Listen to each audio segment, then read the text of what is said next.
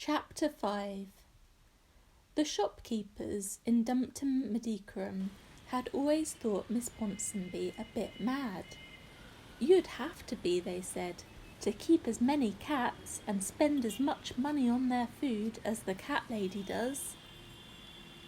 Nonetheless, they were still rather fond of her. She was always smiling, always polite. "She may be a bit strange," they said amongst themselves, "but she's a proper lady."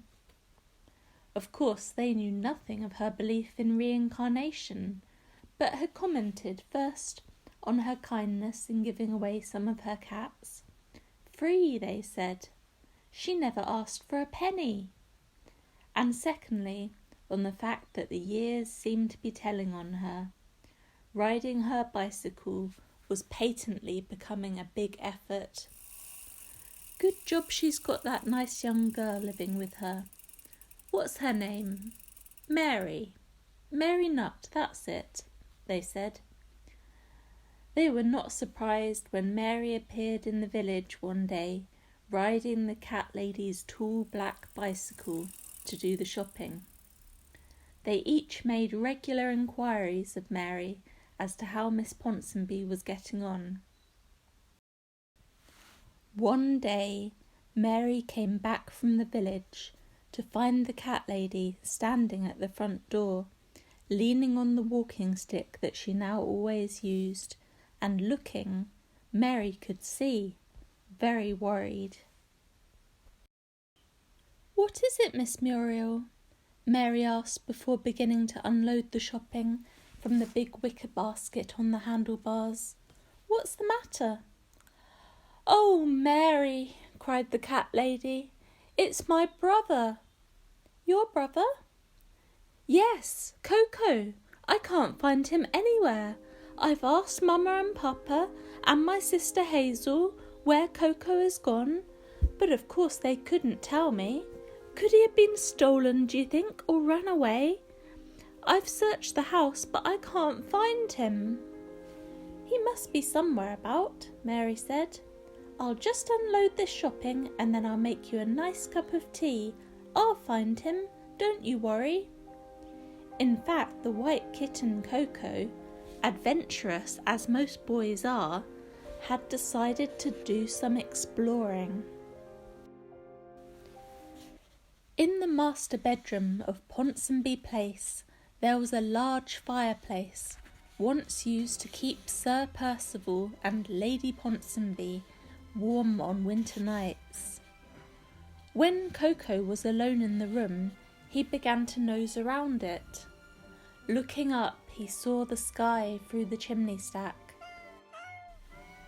He also saw that there were little stone steps on the walls of the chimney, steps up which, long ago, children had been sent to sweep down the soot with bags full of goose feathers.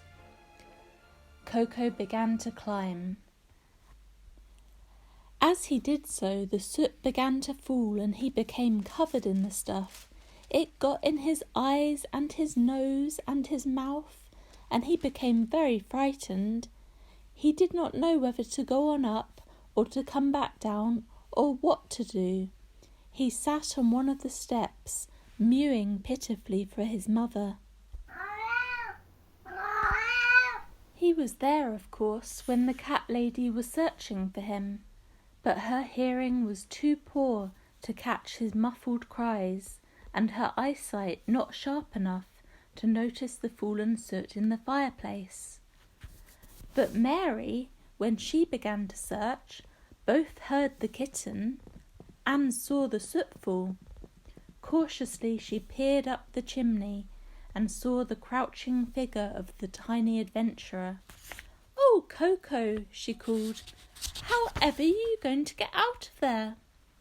The answer was immediate.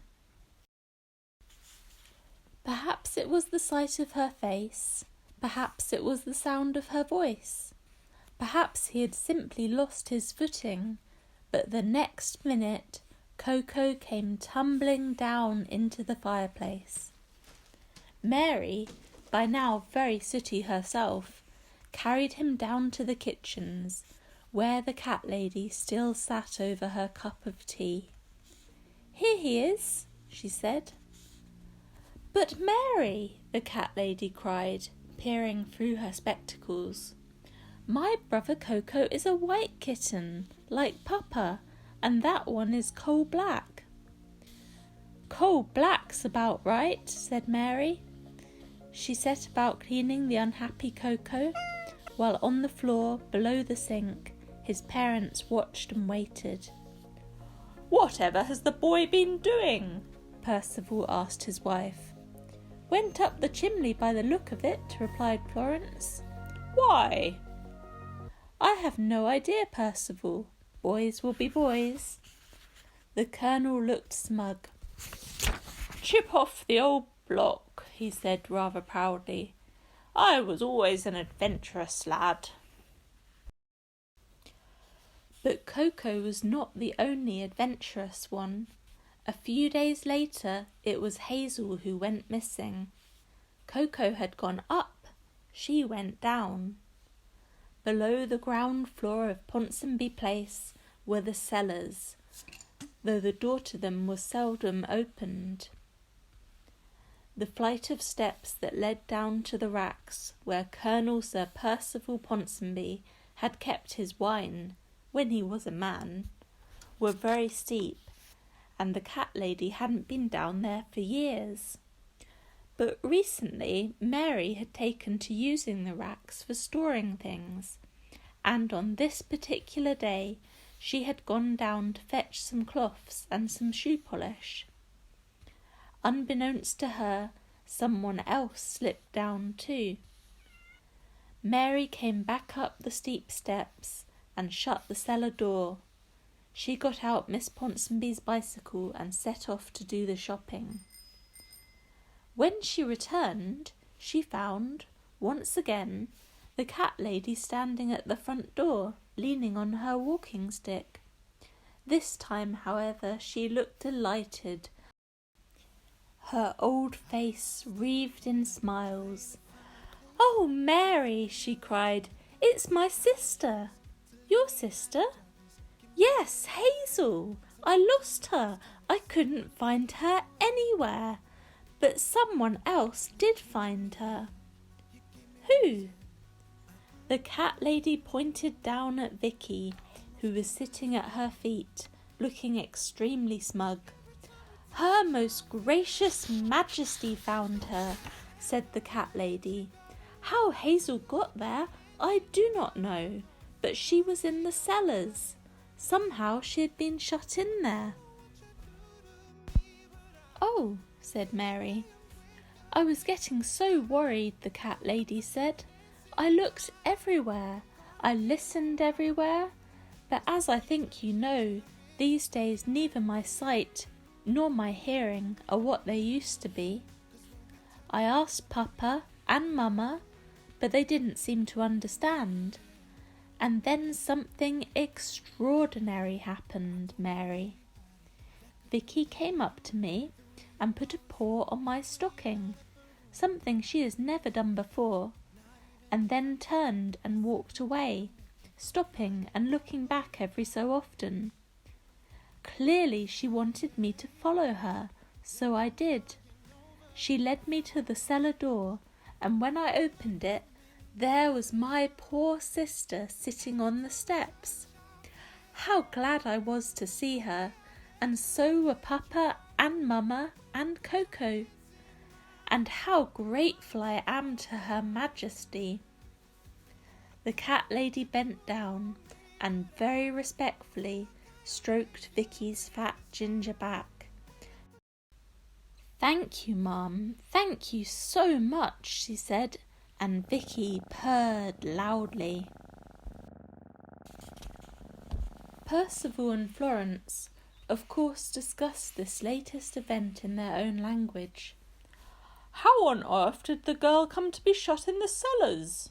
the Colonel asked his wife. At that moment, Vicky came into the master bedroom.